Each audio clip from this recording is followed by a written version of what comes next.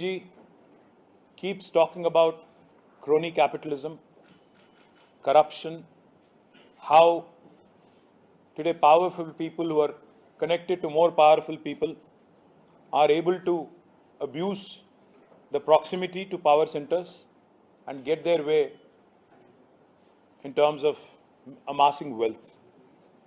Today I'm here to show you proofs of one such instance. This is one such instance. I'm going to come back to Delhi repeatedly and talk more and more about rampant corruption in Congress government in Telangana. The one instance I'm going to point out, about a month ago, I have written an elaborate letter to Sri Manohar Lal Khattarji, who is the Urban Development Minister under whose department Amrut scheme currently functions. Now Amrut, as you all know, is a scheme that basically was launched by Government of India to facilitate creation of infrastructure, primarily water, sewerage, infrastructure, etc., in towns with population of more than 1 lakh. Amrut 2.0, under which in Telangana, tenders have been called in February this year, early this year. The tenders were called in about 8 packages. I have all the details here, but unfortunately these details you will not find in any of the websites in Government of Telangana. Government of Telangana has been basically keeping them all quiet. Even if you apply under RTI, you will not know कि किसको क्या tender मिला. इसीलिए थोड़ा मैं आप सबके सामने रखने की कोशिश कर रहा हूं. एक पैकेज बुलाया गया था 1758 करोड़ का, दूसरा 1881 करोड़ का, तीसरा 1135, another one for 1270 and so on. Altogether 6 packages totaling 8,888 crore work have been called for in February this year. Now why am I speaking in November if tenders were called in February? In fact, in Hyderabad, in the state of Telangana, we've been making this point very strongly. I have to point out to one company specifically. This is a company called Shodha Constructions. उसका directors का report भी मैं आपको दे दिया हूं, copy एक देख लीजिएगा. ऑडिटेड रिपोर्ट है. 21-22 में इस कंपनी की नेट प्रॉफिट थी 2.2 crore. It's a very small company which has no qualification, no capital of sorts even to execute any kind of work. In 2021, this company's net profit was 3.5 crores. In 21-22, the net profit was 2.2 crore. I am sharing the document of the company from the audited report from the director's report. Now, this company belongs to the brother-in-law of Chief Minister Revant Reddy. Now, this brother-in-law's name is Srujan Reddy, and this company, Shodha Constructions, is an unknown entity as far as Telangana is concerned, as far as Andhra is concerned. With a net profit, let me remind you again, of only 2.2 crore. Now, magically, as soon as Revant Reddy becomes Chief Minister, this company magically starts getting a lot of attention, and the crony capitalism that Rahul ji keeps talking about. This is a classic example of that. I have written an elaborate letter to Sri Manohar Lal Khattarji, which I have shared with all of you. In this, I would like to point out, this company, an unknown entity, which no qualifications, most importantly, with no qualifications whatsoever, to actually be able to execute large quantum of work to the extent of 1,137 crore, has been awarded a package which is humongous for the company of this size, and most importantly, this has only come to the fore. ये बाहर निकला ये बात, government ने नहीं बताया, किसी media ने इसके बारे में नहीं बताया, बाहर किसी ने नहीं बताया. अल्टीमेटली ये बात बाहर आई 13 मार्च 2024, जबकि इंडियन ह्यूम पाइप कंपनी ने एक चिट्ठी लिखी नेशनल स्टॉक एक्सचेंज को और बॉम्बे स्टॉक एक्सचेंज को, क्योंकि IHB is a listed company, it's a large company. IHP ने एक चिट्ठी लिखी कि हमने तेलंगाना की गवर्नमेंट ने जो टेंडर बुलाई, इसमें एक जॉइंट वेंचर हमने बनाई एएमआर के साथ, शोधा कंस्ट्रक्शन के साथ, और हमें एक इसमें काम मिला 1137 crore. But here is the interesting part, जेवी बनाना गलत नहीं है, काम लेना गलत बात नहीं है। Here is the interesting part. Now in this very letter, IHP says the value of the work awarded is rupees 1137 crore excluding GST, and the share of the works executed by IHP is 20% only. मैं फिर से कहना चाहता हूं, 1137 करोड़ की काम मिलती है कंपनी को, छोटी कंपनी को, जिसका नेट प्रॉफिट लास्ट ईयर था 2 करोड़। उसको एग्जीक्यूट करने का मौका दिया जाता है, जॉइंट वेंचर बनाया जाता है। सब चीफ मिनिस्टर का खुद का डिपार्टमेंट है, पैसा गवर्नमेंट ऑफ इंडिया का है, डिपार्टमेंट चीफ मिनिस्टर का है, और ब्रदर इन लॉ है चीफ मिनिस्टर का, उसकी कंपनी है, और जेवी बनाया जाता है। 80% काम, 80% of the work is awarded because IHP is a great company, goodness of their heart. इतनी ज्यादा उनकी बड़ी दिल है कि इतने बड़े कंपनी होने के नाते, उनके इतने बड़े कंपनी होने के बावजूद उन्होंने ये तय किया कि सिर्फ और सिर्फ 20% काम वो करेंगे। मुझे तो शक है कि 20% भी वो नहीं करेंगे, वो भी अल्टीमेटली फिर रेवंत रेड्डी जी के ब्रदर इन लॉ को दिया जाएगा। इससे बड़ा क्रोनी कैपिटलिज्म का एग्जाम्पल कोई और नहीं हो सकता। इसीलिए मैं यहां पे आया हूं और पूछना चाहता हूं राहुल गांधी जी से, और बीजेपी के लीडर और बीजेपी के जो केंद्र मंत्री यहां पे हैं उनसे भी, कि भाई आप बात करते रहते हो क्रोनी कैपिटलिज्म की, करप्शन की, अब्यूज ऑफ इंस्टीट्यूशंस की, इससे बढ़कर क्या एग्जाम्पल मैं आपको दूं। इसीलिए मैं कल शाम में हमारी पूरे टीम के साथ मनोहर लाल खट्टर जी से मैंने मुलाकात की। उनसे रिक्वेस्ट भी मैंने की कि आप इमीडिएटली सारे के सारे वर्क्स 8,888 करोड़ जो आपने टेंडर बुलाए, इसको आप बर्खास्त करें, पूरा रद्द करें, कैंसिल करें, और इसमें एक जांच, डिपार्टमेंटल इंक्वायरी हो, चाहे हो आप, you can refer it to CVC, whatever you deem is appropriate, please do it, because office of profit एक खतरनाक इंस्टीट्यूशन है। मैं आपको 1 मिनट में ऑफिस ऑफ प्रॉफिट भी बताना चाहता हूं, इसमें क्या क्या हुआ इससे पहले मैं बताना चाहता हूं। This is also a violation of article 191 sub clause 1 of the Indian constitution, because office of profit में आपको याद होगा हेमंत सोरेन जी पे केस हो गया, ईडी का आज केस चल रहा है। साथ ही साथ आज अमृत 2 में जो भी हुआ तेलंगाना में, it is not very different from what was alleged against Hemant Soren, it's very similar. Likewise, let me also remind you, in fact, some very powerful people have been disqualified under this article 191 subclause 1.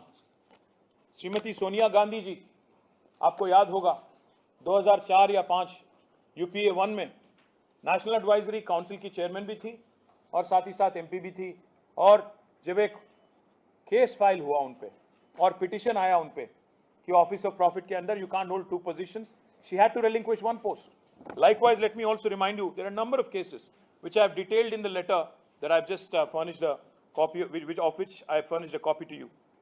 I can quote number of instances. There is a serious breach of office of profit clause in constitution. There is also a serious conflict of interest. जब सीधा chief minister के भाई साहब को आप काम दे देते हो और जिनकी कंपनी का कोई क्वालिफिकेशन नहीं, कोई नाम तक नहीं, इससे पहले उन्होंने कभी कोई काम तक नहीं किया, ऐसी कंपनी को आप दे देते हो। इसीलिए मैं पूछना चाहता हूं आज प्रधानमंत्री जी से कि मैंने सुना आपकी भाषण महाराष्ट्र में, आप कह रहे थे कि तेलंगाना एटीएम बन गया कांग्रेस के लिए। हाँ, मैं मानता हूं, हम सहमत हैं कि तेलंगाना एटीएम बन गया राहुल गांधी जी के लिए और कांग्रेस पार्टी के लिए, पर आप क्या कर रहे हो? हम जब यहां पे आपको आधार सहित आपको दे रहे हैं, फैक्ट्स के साथ, एविडेंस के साथ, आपके गवर्नमेंट को हम शिकायत करके बता रहे हैं कि गलती हो रही है, और ये भी अमृत स्कीम है जो गवर्नमेंट ऑफ इंडिया का पैसा है, तो आपकी गवर्नमेंट क्या कर रही है?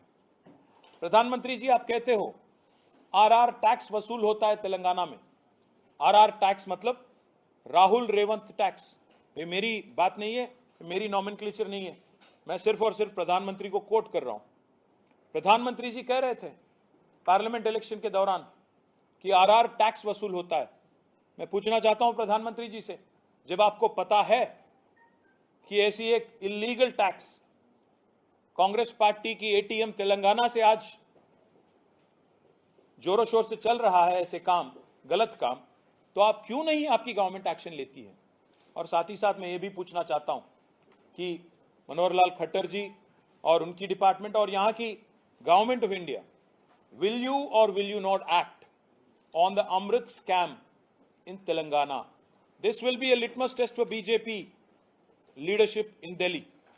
आप जो भी कहते हो, इस बात में अगर आप विश्वास रखते हो कि कांग्रेस ने एटीएम बना लिया तेलंगाना को और बहुत ऐसे ही चीज आरआर टैक्स, अगर इस बात में सच्चाई है कि आप मानते हो इसमें सच्चाई है, तो आप तहकीकात शुरू करो, जांच शुरू करो, कैंसिल करो, रद्द करो जो अमृत में 8,888 करोड़ का वर्क बुलाया गया, जिसमें ब्रदर इन लॉ को तो 1,000 से ज्यादा करोड़ का वर्क दिया, बाकी लोगों को भी, उसमें तेलंगाना का एक मंत्री को भी काम दिया गया। तेलंगाना का रेवेन्यू मिनिस्टर है श्रीनिवास रेड्डी, उसके कंपनी को भी काम मिला इसमें अमृत में। तो मैं पूछना चाहता हूं, जो आदमी कैबिनेट में बैठता है, जो आदमी अल्टीमेटली टेंडर सैंक्शन करता है, जो इंस्टीट्यूशन टेंडर सैंक्शन करती है, अगर उनके घर वालों को आप काम देने लगते हो, ये कॉन्फ्लिक्ट ऑफ इंटरेस्ट नहीं है क्या? ये ब्रीच ऑफ आर्टिकल 191 नहीं है क्या? Office of profit clause attract नहीं होता है क्या? ये रैम्पेंट करप्शन नहीं है क्या? ये क्रोनी कैपिटलिज्म नहीं है क्या? अगर इस बात में सच्चाई नहीं है तो बीजेपी बता दे देश को कि इसमें कोई गलती हुआ ही नहीं और कांग्रेस ने सही किया जो किया। अगर इस बात में सच्चाई है तो जांच शुरू करो और जिन जिन पे एक्शन लेना है एक्शन लो और दुनिया को बता दो कि you mean business, whatever you say you stand by.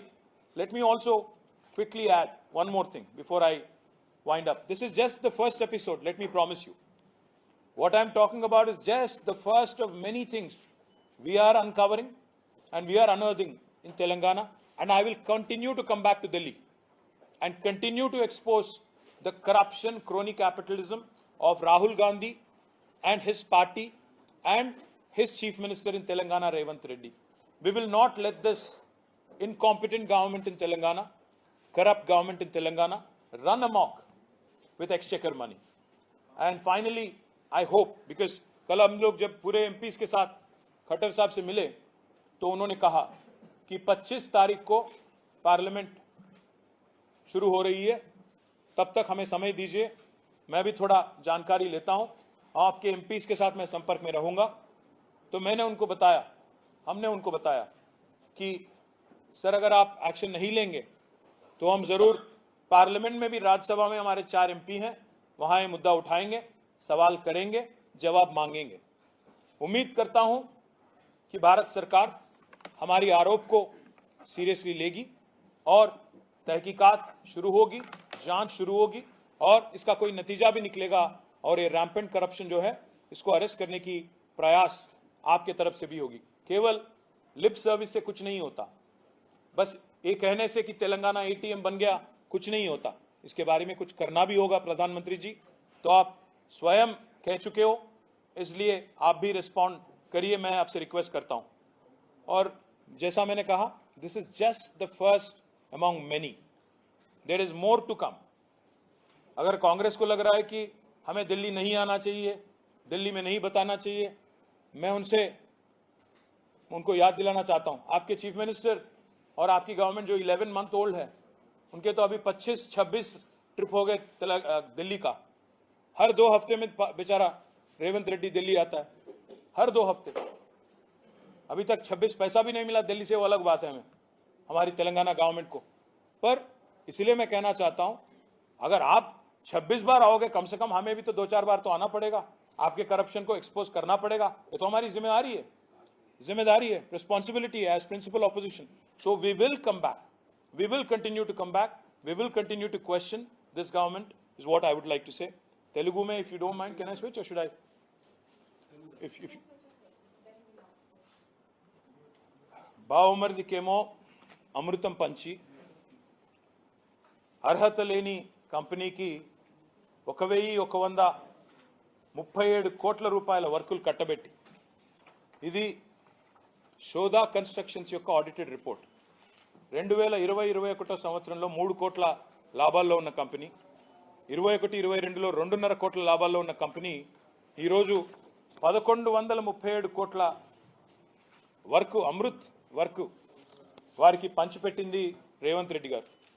అర్హత లేని కంపెనీ, అడ్రస్ లేని కంపెనీ, ఆయనకున్న అర్హతల్లా రేవంత్ రెడ్డి గారి బావమరిది కావడమే.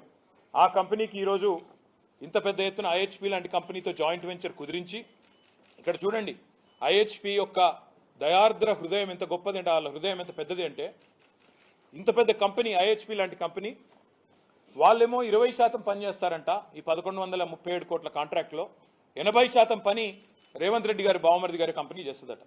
ఏ కంపెనీకి అయితే 2 కోట్ల లాభాల్లో ఉందో ఆ కంపెనీ దాదాపు 800-900 కోట్ల వరకు వాళ్ళు చేస్తారట. మరి వాళ్ళకి పైసలు ఎడికెళ్ళి వస్తాయి, ఏదేడికెళ్ళి వస్తుంది చెప్పాలి. మేము నిన్న కేంద్ర పట్టణాభివృద్ధి శాఖ మంత్రి మనోహర్ లాల్ ఖట్టర్ గారిని అడిగినాం, కలిసాం, అందరం ఎంపీలందరం కలిసి చెప్పినాం వారికి 8,888 కోట్ల రూపాయలతో ఫిబ్రవరి ఈ సంవత్సరంలో మీ కేంద్ర ప్రభుత్వ డబ్బులు ఏవైతున్నాయో వాటికి టెండర్లు రాష్ట్ర ప్రభుత్వం పిలిచింది, 6 ప్యాకేజీల్లో పిలిచింది. ఈ 6 ప్యాకేజీల వివరాలు ఇంతవరకు ఏ వెబ్సైట్లో లేవు. రైట్ టు ఇన్ఫర్మేషన్ యాక్ట్ ద్వారా అడుగుదామంటే అక్కడ కూడా ఎలాంటి వివరాలు దొరకట్లేదు. ఎందుకింత దాచిపెడుతున్నారు, ఎందుకింత రహస్యం, ఎందుకింత గోప్యత అంటే ముఖ్యమంత్రి గారి బావమరిది కంపెనీ ఉన్నది కాబట్టి, ముఖ్యమంత్రి గారి మీద ఈగ వాలకుండా చూసుకోవాల్సిన బాధ్యత రాష్ట్రంలోని అధికారులదే కాబట్టి వాళ్ళు బయట పెట్టడం లేదు. కానీ మాకెట్లా దొరికింది దొంగలంటే, Indian Hume pipe company letter రాసింది ఎన్ఎస్సికి, బిఎస్సికి, బాంబే స్టాక్ ఎక్స్చేంజ్కి, ఎన్ఎస్సికి, నేషనల్ స్టాక్ ఎక్స్చేంజ్కి. మాకు ఒక పని వచ్చింది, ఎందుకంటే లిస్టెడ్ కంపెనీ, మాకు పని వచ్చింది తెలంగాణ ప్రభుత్వంలో 1137 కోట్లు. కానీ మేము చాలా మంచి వాళ్ళం, ఎందుకంటే రేవంత్ రెడ్డి గారి బావమరిది కంపెనీకి 800 కోట్ల వరకు, 900 కోట్ల వరకు వాళ్ళకిచ్చి మేము కేవలం 20% చేస్తూ ఉన్నాం. మేము వాళ్ళకంటే 1000 రెట్లు ఎక్కువ పెద్ద కంపెనీ అయినా మా గుండె కూడా పెద్దది కాబట్టి మేము రేవంత్ రెడ్డి గారి బావమరిది మీద ప్రేమతో మేము ఈ రకంగా తప్పుకున్నామని వారు చెప్తా ఉన్నారు. నేను ఒక్క మాట అంటా ఉన్నా రేవంత్ రెడ్డి ప్రభుత్వాన్ని, అదేవిధంగా కాంగ్రెస్ ప్రభుత్వాన్ని. రేవంత్ రెడ్డి గారు మీ బావమరిది గారికేమో అమృతం పంచి వాళ్ళ కొడంగల్ వాసులకు విషం పంచుతా ఉన్నాం ఫార్మా పేరిట. ఇది ప్రజలందరూ చూస్తూ ఉన్నారు. నిన్న జరిగిన సంఘటన, ప్రజల తిరుగుబాటు ఏదైతే కొడంగల్లో ప్రారంభమైందో, మీ బావమరిదికేమో ఇక్కడ అమృతు, మీ అల్లుడు గారి ఫార్మా కంపెనీకేమో కొడంగల్లో భూములు గుంజుకోవాలా, దానికి మీ తిరుపతి రెడ్డి గారి దాదాగిరి, అల్లుడు కోసం ఈరోజు కొడంగల్ని బలిపెట్టే పరిస్థితి ఈరోజు కనబడతా ఉంది. అందుకే ప్రజల తిరుగుబాటు కూడా అక్కడ మొదలైంది. ఇంకా విచిత్రం ఏమంటే, రుణమాఫీకి డబ్బులు లేవు, రైతు బంధుకు లేవు, డబ్బులు ఎగ్గొట్టినారు ఆల్రెడీ వానాకాలం, పింఛన్ల పెంపు కోసం డబ్బులు లేవు, తులం బంగారం ఇవ్వడానికి డబ్బులు లేవు, మహిళలకి 2,500 రూపాయలు ఇచ్చేదానికి లేవు డబ్బులు. కానీ చాలా విచిత్రం, మహారాష్ట్ర ఎన్నికల్లో సిగ్గు లేకుండా 300 కోట్లతో అడ్వర్టైజ్మెంట్లు ఇవ్వడానికి మాత్రం డబ్బులు ఉన్నాయి. 300 కోట్లని నేను ఊరికే ఆరోపించట్లేదు. 300 కోట్ల తెలంగాణ ప్రజల సొమ్ము నీ అబ్బ సొత్తు అన్నట్టు, మీ రాహుల్ గాంధీ సొత్తు అన్నట్టు, ఇవాళ చేయని పనులు చెప్పినట్టుగా దిక్కుమాలిన ప్రచారం. जो काम किया ही नहीं तेलंगाना में, उसको लेके महाराष्ट्र में आज कैंपेन चल रही है. महाराष्ट्र में राहुल गांधी झूठ बोलते हैं, कहते हैं कि हम हर महिला को हर महीना 2,500 रुपीस हम डिपॉजिट करते हैं महालक्ष्मी स्कीम के अंदर. ये झूठ है, सरासर गलत है. मैं राहुल जी से सवाल करता हूं, उनसे डिमांड करता हूं, आप आइए तेलंगाना, एक महिला मुझे मिलाइए, दिखाइए जिनको आपकी गवर्नमेंट ने 2,500 रुपया महीना आज तक दिया हो इस 11 महीने में. मैं पूछना चाहता हूं राहुल जी से, आप जो यहां पे झूठ बोल के महाराष्ट्र में सियासी फायदे के लिए आप कोशिश कर रहे हो, इसमें एक भी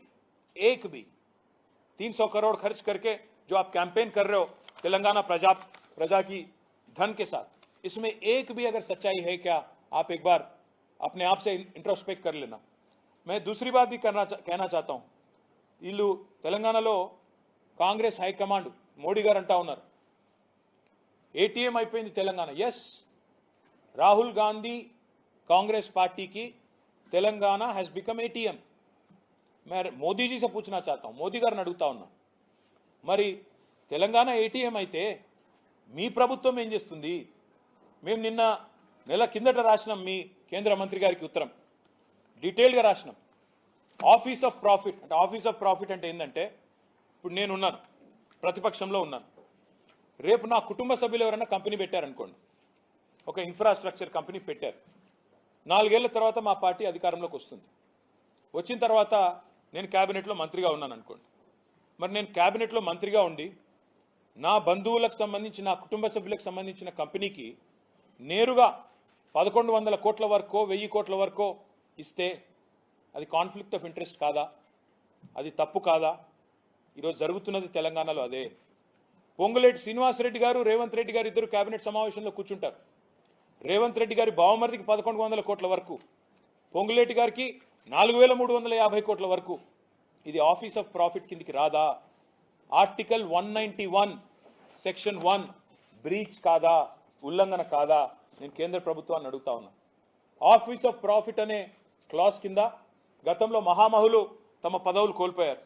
ఈరోజు జార్ఖండ్ సీఎం హేమంత్ సోరెన్ మీద పెట్టిన కేసు ఇదే కేసు కదా. తమ వారికి, అస్మదీయులకు, బంధుమిత్రులకు లాభం చేకూర్చారనే కదా ఆయన మీద పెట్టిన కేసు. మరి అదే కేసు ఇవాళ నేను అడుగుతున్నా బీజేపీ వాళ్ళని, మీరు రేవంత్ రెడ్డి మీద, పొంగులేటి శ్రీనివాసరెడ్డి మీద ఎందుకు పెట్టడం లేదు అని నేను అడుగుతా ఉన్నా. సమాధానం చెప్తారా? ఒకవైపు మీరే చెప్తారు తెలంగాణ ఏటీఎం అయింది. మరి తెలంగాణ ఏటీఎం అయితే కేంద్రం నిష్క్రియాపరంగా ఎందుకున్నది? ఎందుకు చర్యలు తీసుకోవడం లేదు? ఎందుకు మీరు వెంటనే ఎంక్వైరీ స్టార్ట్ చేయడం లేదని నేను అడుగుతా ఉన్నా. చివరిగా నేను గుర్తు చేసేది, ఆఫీస్ ఆఫ్ ప్రాఫిట్ కింద చాలా మంది ఉద్యోగాలు పోయినాయి. సోనియా గాంధీ గారు పదవి వదులుకోవాల్సి వచ్చింది, అశోక్ చవాన్ గారు పదవి వదులుకోవాల్సి వచ్చింది, రేవంత్ రెడ్డి గారు కూడా పదవి వదులుకోక తప్పదు, పొంగులేటి శ్రీనివాసరెడ్డి కూడా పదవి పోక తప్పదు. ఎందుకంటే కౌన్సిల్లో కూర్చొని, క్యాబినెట్లో కూర్చొని, క్యాబినెట్ మీటింగ్లో కూర్చొని నువ్వే అప్రూవల్ చెప్పి తర్వాత నీ కంపెనీకి నువ్వే ఇచ్చుకుంటే అది డైరెక్ట్గా ఉల్లంఘన కాదా అని నేను అడుగుతా ఉన్నా. అందుకే నేను ఈ బడా కాంట్రాక్టర్లు నడుపుతున్న ఈ ప్రభుత్వం ఏదైతే ఉందో వారికి నేను ఒకటే చెప్తా ఉన్నా. మీరు అడుగుతున్నారు నిన్న పొంగులేటి గారు, మీకేం పని ఢిల్లీలో అంటున్నాడు. అంటే ఢిల్లీకి వచ్చి 26 సార్లు 26 పైసలు దేని అసమర్థుల కంటే ప్రధాన ప్రతిపక్షంగా మేము ఢిల్లీకి వస్తాం. ఇక్కడ ఉన్న కేంద్ర ప్రభుత్వాన్ని, ఇక్కడ ఉన్న కేంద్రంలోని అధికారుల్ని, కేంద్రంలోని సంస్థల్ని, ప్రెస్ని కలుస్తాం. దేశ ప్రజల దృష్టికి మీ మోసాన్ని తీసుకొస్తాం. మీకెందుకు భయం అవుతుంది మేము ఢిల్లీకి వస్తే? మీకెందుకు ఇబ్బంది అవుతుందని నేను అడుగుతా ఉన్నా. ఇంకొక మాట కూడా నేను విజ్ఞప్తి చేస్తా ఉన్నా. मैं रिक्वेस्ट करना चाहता हूं इलेक्शन कमीशन ऑफ इंडिया को भी कि आप महाराष्ट्र और तेलंगाना की जो बॉर्डर एरिया है इसमें आप भी और चेक पोस्ट लगाओ, क्योंकि आज तेलंगाना एटीएम बन गया कांग्रेस के लिए. महाराष्ट्र के इलेक्शन में काफी सारा पैसा आज तेलंगाना से वहां तक, महाराष्ट्र तक बह रहा है. అక్కడ దాకా వరద బారుతా ఉంది ఇవాళ డబ్బులది. ఖచ్చితంగా వాళ్ళు కూడా పరిశీలించాలి, ఎలక్షన్ కమిషన్ కూడా నేను డిమాండ్ చేస్తా ఉన్నా. ఇంకొక మాట కూడా నేను చివరిగా చెప్తా ఉన్నా. ప్రభుత్వ వైఫల్యాలను మేము చీల్చి చెండాడుతుంటే, వీళ్ళ స్కాములు ఒకటి తర్వాత ఒకటి బయట పెడుతుంటే వీళ్ళకు దడబట్టుకుంది. సివిల్ సప్లై స్కామ్ ఉంది నెక్స్ట్, పొంగులేటి శ్రీనివాసరెడ్డి గారి కంపెనీకి సంబంధించిన లీలలు నెక్స్ట్ వస్తాయి. అన్నిటికీ ఢిల్లీకి వస్తాము, బరాబర్ వస్తాము. ఢిల్లీలో తప్పకుండా ఇక్కడ విచారణ సంస్థలను కలుస్తాం. 100% మీ భరతం పడతామని చెప్పి కూడా నేను విజ్ఞప్తి చేస్తా ఉన్నా. ఇంకొక మాట కూడా నేను చెప్పి నేను ముగిస్తాను. ఇవాళ వసూళ్లు, బెదిరింపులు రాష్ట్రంలో నిరాటంకంగా సాగుతున్నాయి రేవంత్ రెడ్డి వచ్చినాక. ఇది నేనన్న మాట కాదు, స్వయంగా భారత ప్రధానమంత్రి నరేంద్ర మోడీ గారు ఆర్ఆర్ ట్యాక్స్ వసూలవుతున్న తెలంగాణలో అని చెప్పారు. నేను అడుగుతున్న ప్రధానమంత్రి గారిని, ఢిల్లీలో ఉండే ముఖ్యమైన మంత్రుల్ని, మీరు మరి ఆర్ఆర్ ట్యాక్స్ అని తెలుసు, రాష్ట్రంలో దోపిడీ నడుస్తుందని తెలుసు, వసూలు నడుస్తున్నాయని తెలుసు, ఇన్ని తెలిసి మరి మీరెందుకు చర్యలు తీసుకోవడం లేదు? మీరెందుకు ఉపేక్షిస్తున్నారు? మీరెందుకు రేవంత్ రెడ్డితో ఇంకా కూడా రాసుకొని పూసుకొని మీ నాయకులు తిరుగుతూ ఉన్నారు? 8 మంది ఎంపీలు ఉన్నారండి బీజేపీకి. ఒక్క ఎంపీ ఈ రోజు వరకు కాంగ్రెస్కి వ్యతిరేకంగా మాట్లాడా? ఒక్క ఎంపీ రేవంత్ రెడ్డికి వ్యతిరేకంగా మాట్లాడా ఈ రోజు వరకు? ఒక్కరోజు మాట్లాడరు. అదేవిధంగా మాకు తెలుసు మీ ఎజెండా. మీరు ఈరోజు ఏదో ఒకటి చేసి, రేవంత్ రెడ్డి ఒక ఎజెండా ఒకటే, హైదరాబాద్ని 4 ముక్కలు చేయాలంటే కార్పొరేషన్ని. తద్వారా ఏం చేయాలి? బ్రాండ్ ఇమేజ్ దెబ్బతీయాలి. చివరికి ఏం చేయాలి? బీజేపీ పాలిత రాష్ట్రాలకు లేదా బీజేపీ సారథ్యంలోని రాష్ట్రాలకు ఇక్కడ పెట్టుబడులు పోవాలి. మొత్తానికి తెలంగాణ అనేది విఫల ప్రయోగంగా ఉండాలి. ఈ రకంగా మీరు ఏదైతే ప్రయత్నాలు చేస్తున్నారో, తప్పకుండా పరిపాలన చేతగాక ప్రజల్ని పక్కదారి పట్టించే ప్రయత్నం చేస్తున్నారో ఈ చేతగాని ముఖ్యమంత్రి చేవలేని ప్రభుత్వం చేస్తున్న అవినీతిని ఎండగడుతూనే ఉంటాం. మీ అనుభవ రాహిత్యం వల్ల ఈరోజు ప్రజలు బాధలు పడతా ఉన్నారు. చివరికి ప్రజలు తిరగబడి మీ సొంత నియోజకవర్గం కొడంగల్లోనే మీరు సెక్యూరిటీ లేకుండా పోలేని పరిస్థితి. రైతుల భూములు లాక్కుంటానంటే రైతులు తిరగబడుతున్నారు. కాబట్టి ఇకనైనా బుద్ధి తెచ్చుకోండి, తప్పులు చేయకండి. మీ అమృత్ స్కామ్ను, మీ సివిల్ సప్లై స్కామ్ను, మీ రెవెన్యూ మినిస్టర్ గారి స్కామ్లను ఒకటి తర్వాత ఒకటిగా ధారావాహికగా సీరియల్ ఎట్లయితే వస్తాయో ఎపిసోడ్ తర్వాత ఎపిసోడ్ బయట పెడుతూనే ఉంటాం. ఢిల్లీకి వస్తూనే ఉంటాం. ఢిల్లీ ద్వారా జాతి మొత్తం దృష్టికి కూడా ఇవాళ ఈ క్రోనీ క్యాపిటలిజం, ఈ కరప్షన్ని ఎండగడతామని చెప్తూ ఇవాళ పత్రికా సమావేశంలో పాల్గొన్న మిత్రులందరికీ పేరు పేరున ధన్యవాదాలు, నమస్కారం.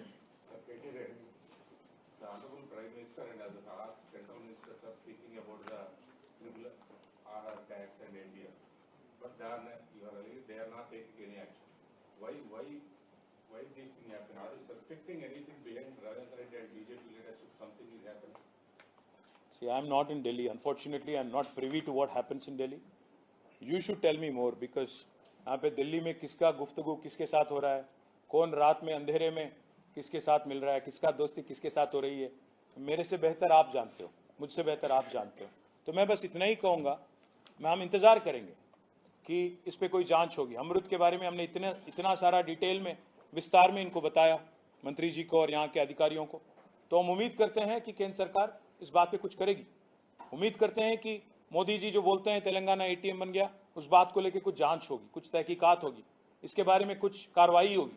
अगर ये सब कुछ नहीं होता है, हमारे मन तो छोड़िए, हमारी इलेक्शन तो 4 साल दूर है, बट जनता के मन में जो एक शंका होगी कि ये क्या ये लोग मिले जुले हुए हैं क्या, क्योंकि हम एक अजीब सा चीज देख रहे हैं, एक अजीब सा अजब प्रेम की गजब कहानी चल रही है तेलंगाना में. हम रेवंत रेड्डी जी के बारे में कुछ बोलते हैं तो सबसे पहले उनका रक्षण कवच, उनका first line of defence is incidentally BJP ministers. Pandit Sanjay Kumar jumps to his rescue कि रेवंत रेड्डी बहुत अच्छा काम कर रहे हैं. पूरे हिंदुस्तान में हर जगह हम देखते हैं कि कांग्रेस और बीजेपी एक दूसरे के साथ भिड़ जा रहे हैं, पर एक तेलंगाना में ऐसा अजब प्रेम की गजब कहानी चल रही है कि रेवंत का जो तरफदारी है, रेवंत की जो एक सपोर्ट बेस आज बीजेपी में ज्यादा है. एक बात पूछना चाहता हूं मैं आपसे, 8 एमपी हैं बीजेपी के तेलंगाना से, एक मुझे ऐसा व्यक्ति दिखाइए जिसने रेवंत के खिलाफ बोला हो इन 4-5 महीनों में. एक मुझे ट्वीट दिखाइए, एक मुझे कम से कम क्रिटिसिज्म दिखाइए इनके तरफ से. हमें लग रहा है कि वहां पे एक मिली जुली सरकार चल रही है, बट देखते हैं आगे जाके कुछ बीजेपी करेगी नहीं करेगी, हम भी देखेंगे, आप भी देखेंगे. जो आप एलिगेशन लगा रहे हैं, बट मल्लिकार्जुन खड़गे is saying that we allege that MLAs are being bought by opposition parties. Well, I saw the statement. He said purchasing MLAs like goats. मैं तो कहता हूं सबसे बड़ा गोट परचेजर अगर कोई है तेलंगाना में वो तो कांग्रेस है. I welcome Kharge ji to come to the goat mandi in Telangana. आइए आप वहां की गोट मंडी में देखिए. आज हमारे 10 बीआरएस एमएलएस को आपकी पार्टी ले जाती है, आपके चीफ मिनिस्टर उनके घर घर जाके उनको एक स्कार्फ पहनाते हैं कांग्रेस की. मैं इसलिए गोट मंडी में जो 10 एमएलए हैं उनसे पूछना चाहता हूं, भाई आप लोग मीडिया के सामने आओ, बताओ आप कौन से पार्टी में हो, ये तो बताओ कम से कम. क्यों शर्माते हो? कोई एक एमएलए को कहता है कि मैं तो बीआरएस में ही हूं, क्योंकि उसको पद नहीं छोड़ना है, उसको डिस्क्वालीफाई नहीं होना है. तो मैं खारगे जी से बस इतना ही कहूंगा, सबसे बड़ा गोट परचेजर हिंदुस्तान की तारीख में अगर कोई है, हिस्ट्री में कोई है, तो वो है कांग्रेस. आयाराम गयाराम कल्चर इस देश में लाने वाली पार्टी. गोट मंडी, गोट माने एक डेफिनेशन भी है boss, greatest of all time. मैं एक गोट तो आपको जानते हो, दूसरा गोट है GOAT. तो goat of goat purchasers is Congress. Haryana में शुरू हुई जो कल्चर इंदिरा जी के टाइम पे, वहां से लेके आज तक सबसे बड़ी गोट परचेजर अगर कोई है मंडी में, कांग्रेस है. तो खारगे जी एक बार अपना इंट्रोस्पेक्ट कर ले. ये तो वही बात होगी, एक बिल्ली 1000 चूहे खा के हज को निकली. हर किसी को खरीदने वाली पार्टी, हर किसी को गायब करने की कोशिश करने वाली पार्टी, आज फिर एक बार ऐसी बात अगर करें तो बहुत लोग हंसेंगे यार. Anybody else? So you have also said that the company lacks the disqualification as far as the tenders are concerned. The company which has given thousands of crores of tenders, they lack the necessary qualification. What sort of qualification that that company doesn't have any program?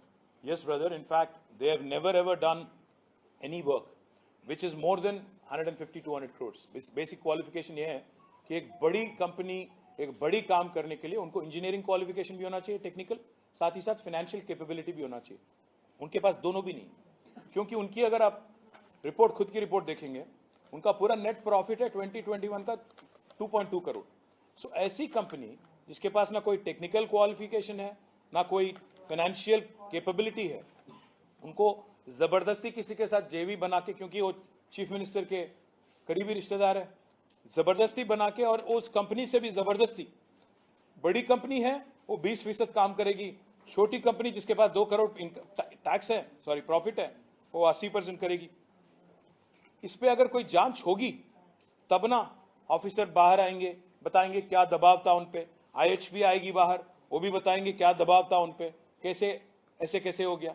और अगर एक company बनने के बाद अभी तक अगर 100 करोड़ से ज्यादा काम कहीं नहीं किया हो और सडनली उनको 1000 करोड़ का काम दिया जाता है रेवंत चीफ मिनिस्टर बनते ही, इसको क्या हम क्रोनी कैपिटलिज्म ना बुलाएं? क्या इसका अर्थ होगा? मुझे तो नहीं पता.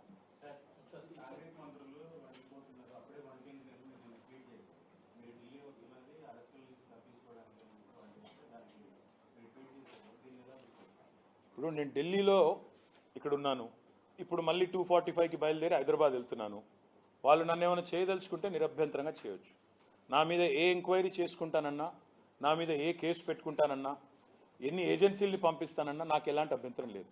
నేను పొంగులేటి శ్రీనివాసరెడ్డి గారిని అడుగుతా ఉన్నా, మీరు సరిగ్గా 2-3 వారాల కిందట అదానీ గారితో కోహినూర్ హోటల్లో రహస్యంగా సమావేశమై ఆయన కాళ్ళు పట్టుకున్నారా లేదా? మీ మీద ఈడీ रेड्स జరిగి 5 వారాలైంది. आपको नेशनल मीडिया को भी ये जान के ताजुब होगी एक बात, 5 हफ्ते पहले तेलंगाना में एक बहुत बड़ा रेड हुआ ईडी का, वहां की रेवेन्यू मिनिस्टर पे. 5 हफ्ते हो गए, आज तक न ईडी एक लफ्ज कहती है, न रेवेन्यू मिनिस्टर एक बात कहते हैं. और मीडिया तो उस दिन ब्रेकिंग लगा रही थी, मैंने देखा कि काउंटिंग मशीन जा रहे हैं अंदर, क्योंकि पैसा इतना बरामद हुआ कि वहां पे काउंटिंग करने के लिए 2-2 मशीन की जरूरत पड़ी.